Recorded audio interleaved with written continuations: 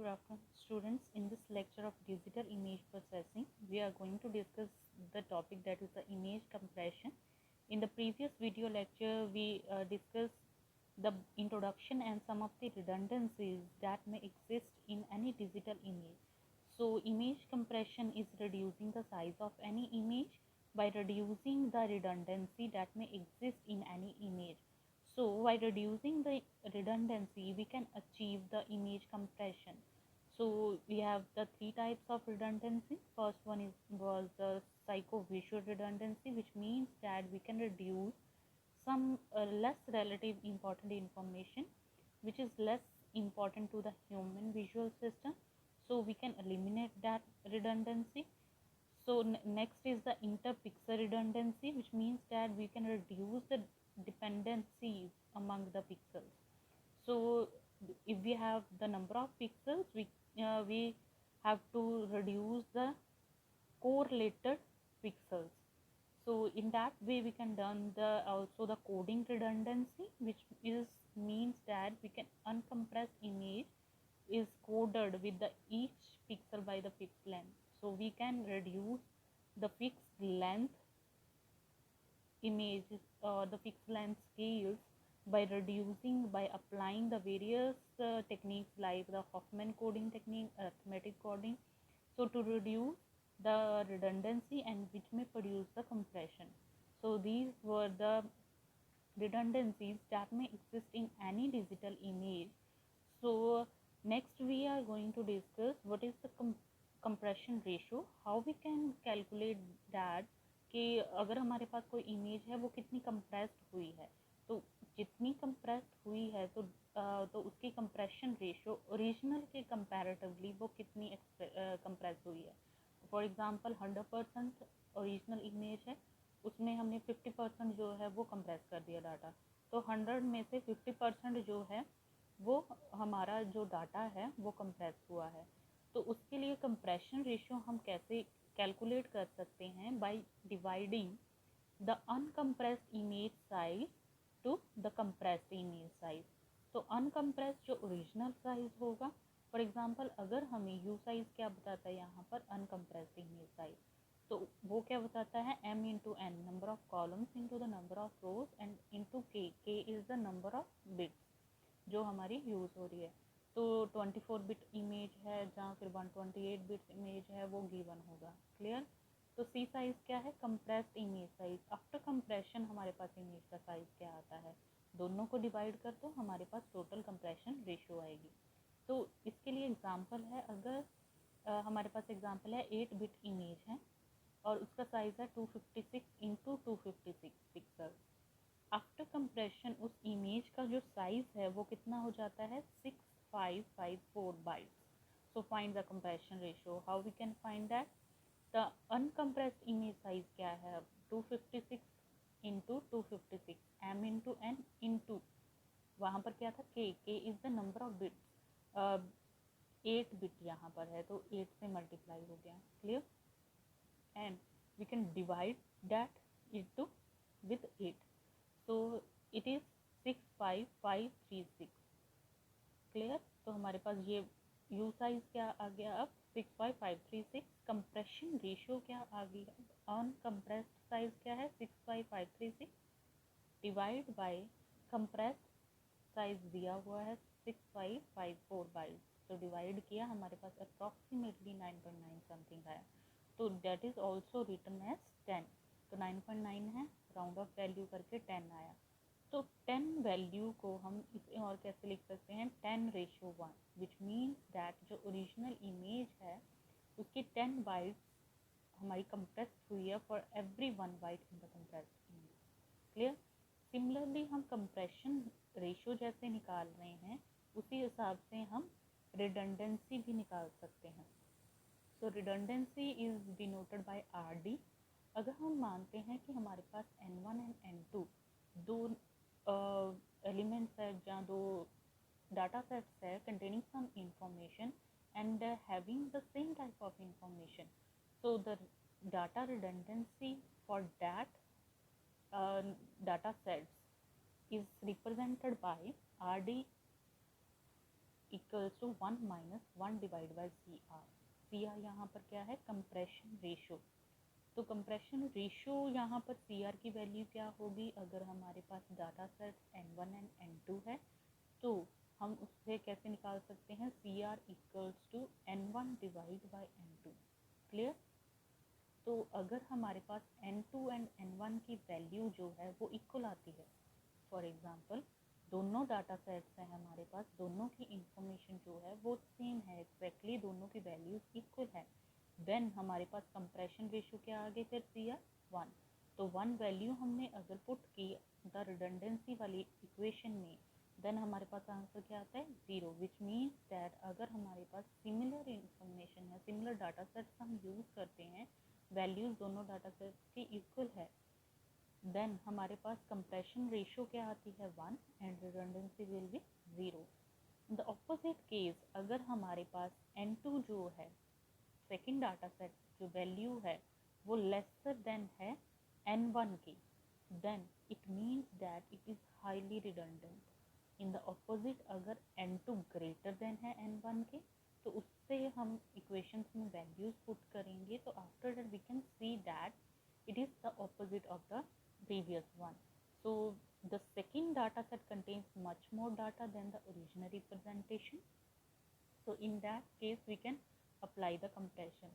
So compression अगर for example पहले भी एग्जाम्पल में बताया, अगर 10:1 की फॉर्म में है तो वो क्या रिप्रेजेंट करता है कि फर्स्ट डाटा सेट जो है वो 10 इंफॉर्मेशन कैरी करता है as compare to the second data set.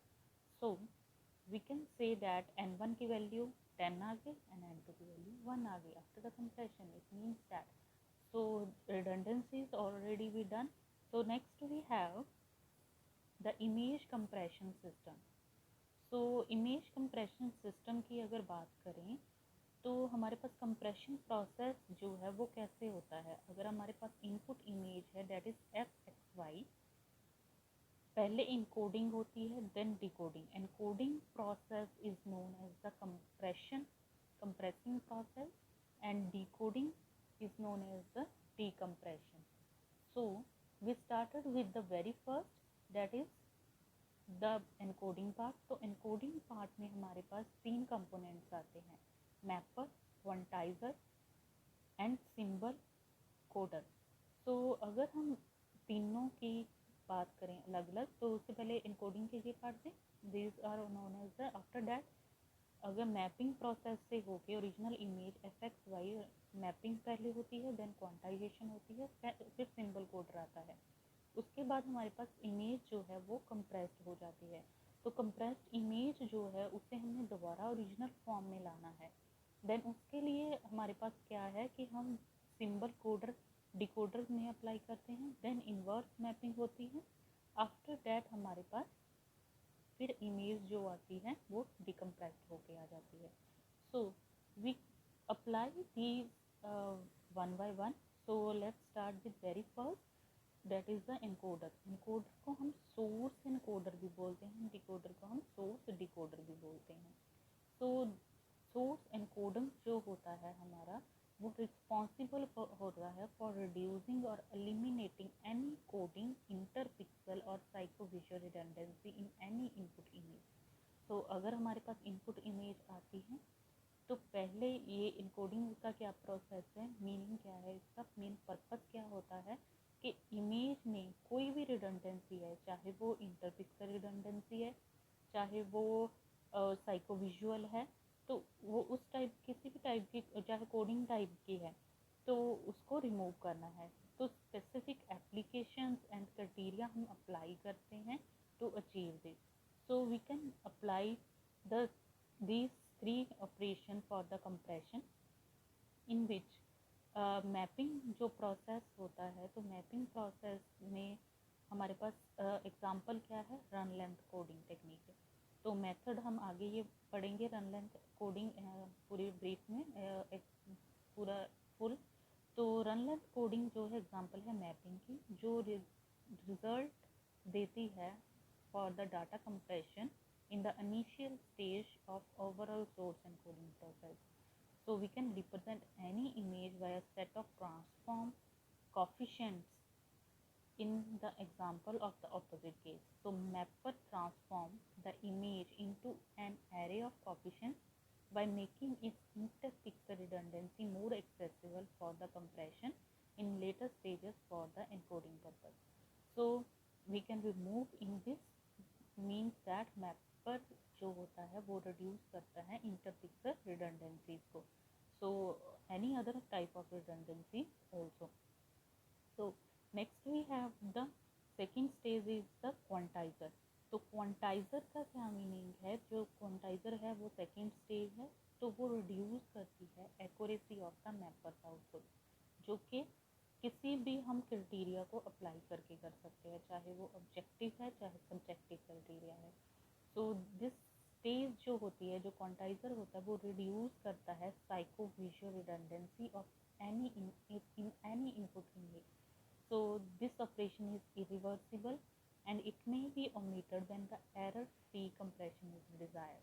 So the third and the last final stage is the symbol coder in case of the encoding process. So symbol coder जो होता है वो create करता है एक तरह का fixed और the variable length code जो represent करता है any quantizer output and map the output in accordance with the code. So we can also distinguish the symbol coder with the coding operation from the overall source encoding system. How we can distinguish this? Because in a variable length code that is to be used to represent the map and quantize the data set, it may assign the shortest code words to the most frequently occurring output values and thus reducing the coding redundancy. We can apply this operation that is also reversible.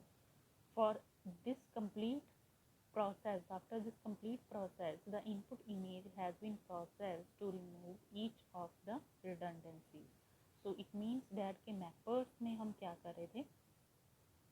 So mappers में क्या है कि input image जो होती है into a non-visual format designed to reduce the interpixel redundancy in the input image, and this operation is reversible. Quantizer में हम psycho-visual redundancy को remove कर देते हैं, and third one symbol coder में हम कोई fixed and variable code length code को जनरेट करते हैं to represent the quantizer input, and इसमें भी हम क्या है रिडंडेंसी को coding after applying the coding technique we can reduce the coding redundancy. It means that तीनों स्टेप में हमारी तीनों तरह की रिडंडेंसी को जो है वो रिमूव हो जाती है. तो नेक्स्ट जो स्टेप है, नेक्स्ट ये कंप्रेशन सिस्टम हो गया. तो नेक्स्ट उसके बाद आता है डिकोडर. डिकोडर में हमारे पास दो कंपोनेंट्स है, symbol decoder and second one is the inverse mapper. तो दोनों जो होते हैं इन्वर्स ऑर्डर में है, बिकॉज हमें डिकोडिंग करनी है. डिकोडिंग यहाँ पर क्या है, डिकम्प्रेशन अप्लाई करनी है. आफ्टर द कंप्रेस्ड इमेज हमें डिकम्प्रेस्ड इमेज करनी है. सो इसमें हमारे पास इन्वर्स ऑपरेशन अप्लाई करते हैं ऑफ सोर्स एनकोडर से symbols encoder and the mapper block, because the quantization result in irreversible information loss and inverse quantizer block is not included in general source decoder model. So we can apply these two that are irreversible as compared to the encoding process. mapper और quantizer में जो होता है, जो simple encoder simple coder के through हम जो करते हैं उसका ऑपोजिट होता है. So by doing this we can decompress any image to the original form. So this is the basic process, basic idea about how the compression is to be done.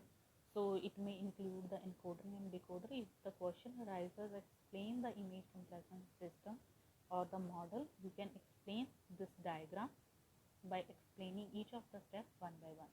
encoder में 3 step है, mapper, quantizer and symbol coder, and decoder में है symbol decoder and the inverse mapper.